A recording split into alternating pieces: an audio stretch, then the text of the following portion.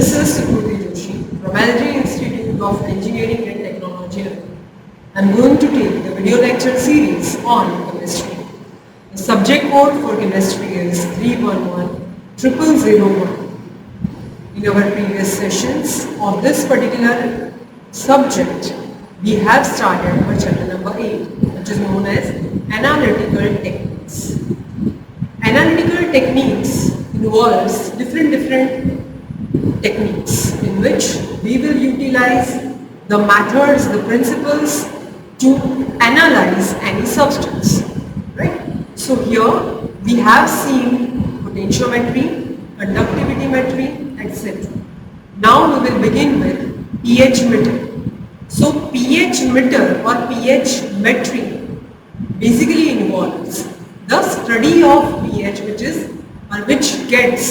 which can be used for further identification.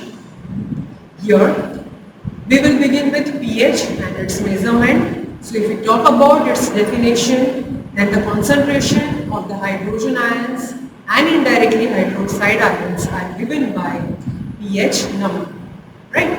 So pH can be defined as logarithm or negative logarithm of the hydrogen ion concentration. We can write pH is equal to minus log of H plus.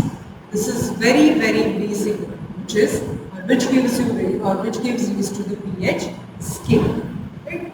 So if we talk about pH scale, then pH scale measures how acidic or how basic a particular substance is. The pH scale ranges from 0 to 14 and a pH of 7 is considered as a neutral. So I should say that from 0 to 6.8 is considered as slightly acidic, while 7.2 to 14 is considered as basic. So here this acidic and alkaline, both of these are the things that actually determines the nature of the substance. Okay, so we have to understand here that the pH, which is less than 7, is considered as acidic in nature, while the pH which is greater than 7 is considered as basic in nature. All the acids, HCl, H2SO4, hydrochloric acid, that means sulfuric acid, nitric acid, are considered as acidic in nature, while we have a negative ones, or we have the alkaline ones, which is NaOH, Na2CO3, NaHCO3, are considered as alkaline in nature. So we can differentiate acids and bases on the basis of all these things. Okay. Now pure water is considered as neutral, but if certain contaminations are there in the pure water, then it is considered as either acidic or basic. It will turn acidic or basic depending upon that. Okay. Now let's begin with the examples of acidic substances. Acidic substances are the substances which has the pH less than 7. So vinegar or lemon juice is considered as acidic in nature. Lemon juice, basically it contains citric acid, it is acidic in nature. Similar way, we have milk of magnesia, we have ammonia solution or normal ammonia gas are the examples of alkaline substances, or I should say the basic substances. Now next is pH meter. So pH meter or pH metry is the technique in which we will utilize the pH to identify any substance. Here pH meter is an electric device which is used to measure hydrogen ion activity, either its acidity, either its alkalinity in a solution.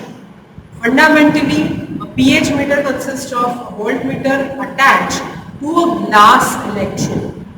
Now the pH responsive electrode is usually made up of semi-permeable glass membrane.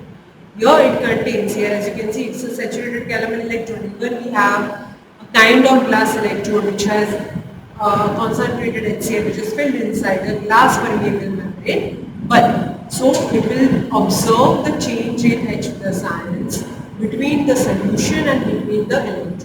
It will observe that particular pH change, and in that manner it will actually determines the pH of that particular solution. Okay, that is the base, that is the principle of pH meter with which it actually works. Generally, all pH meter works on that particular basis. Okay.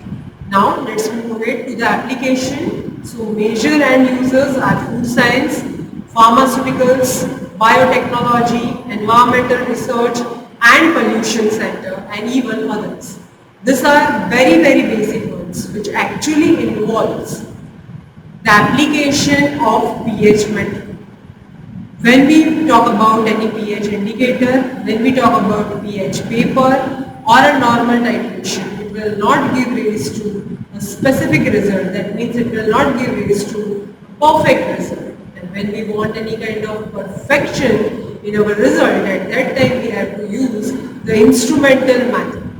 So to use or to get the perfect result, when we deal with this, then that particular instrumental method that we can utilize here can be a pH meter, it can be a potentiometer, it can be a conductivity meter, right? These are the methods, electroanalytical techniques which we can use, right? So similar way, pH meters are used to measure acidity levels in the water and wastewater treatment, pharmaceuticals, chemicals and petrochemicals. So I should say that in almost each and every field, from petrochemical industry to pesticide industry to any other kind of pharmaceutical industry, chemical industry, food industry, research and development institutions or any higher education institutions, the most basic instrument that will be present in the laboratory will be pH meter. First and foremost, the pH of any solution has to be determined in order to further analyze it. So when we analyze it properly, then and then only we can get the results. So this is the basic one which will be applied, and after that we will do further analysis or hyphenated analysis of any substance. Okay. Now let's move on and let's see what is spectroscopy.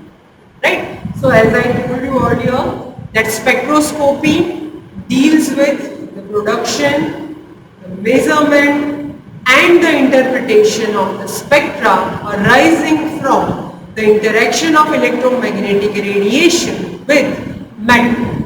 Okay? Which is the important thing? That is electromagnetic radiation. Electromagnetic radiation, when it is imparted on any matter, at that time it shows you either absorption, any kind of scattering, any kind of emission, etc. And in that manner it gives rise to the identification of the substance. Okay. So identification of substance is basically depends upon what? The matter and the electromagnetic spectrum. These are the two things which are involved in. Okay. So there are many different spectroscopic methods available for solving a wide range of analytical problems. We can actually have a huge field which is known as spectroscopy. Okay, the spectroscopy knows UV spectroscopy, IR, Raman spectroscopy, UV, IR combined, IR, Raman combined, and any others or sophisticated instruments are actually can be produced when we talk about spectroscopy. Right? Each and every one generally involves the interaction of light with matter, and here light means spectroscopy. So the spectroscopy is the meaning. Okay, it's a measurement of light. Measurement of light which is either absorbed, either emitted by the particular matter. Okay, this is the meaning of. Now the methods differ with respect to the species to be analyzed here, such as the molecular or atomic spectroscopy, the type of radiation, the matter interaction to be monitored, such as absorption, emission or diffraction, and the region of the electromagnetic spectrum which is used in the analysis. So as I said earlier, two things plays a very important role. Number one, which is the matter which is involved. Number 2, the electromagnetic spectrum, which is used for the analysis. Because each and every analyte can't be analyzed using the single spectrum region. For different samples, you need to apply different regions. Okay? And in that manner, you will get to know about the particular identification of the compound, or else you will not get an idea about identification of that particular compound. Okay? This is how spectroscopy actually works. Now, let's talk about the electromagnetic radiations. Electromagnetic spectrum consists of a huge amount or huge number of radiations. So here, if we talk about it, spectroscopic methods based on the absorption or emission of radiation in ultraviolet, in visible region, in IR region and in radio region. Frequency ranges are most commonly encountered in traditional food analysis laboratories. Okay? So depending upon ultraviolet region, the name which is given to you is UV spectroscopy. The technique that came with the use of visible region is known as visible spectroscopy. Similar way, the technology which is, or the spectroscopy which came into existence through the use of IR is known as infrared spectroscopy.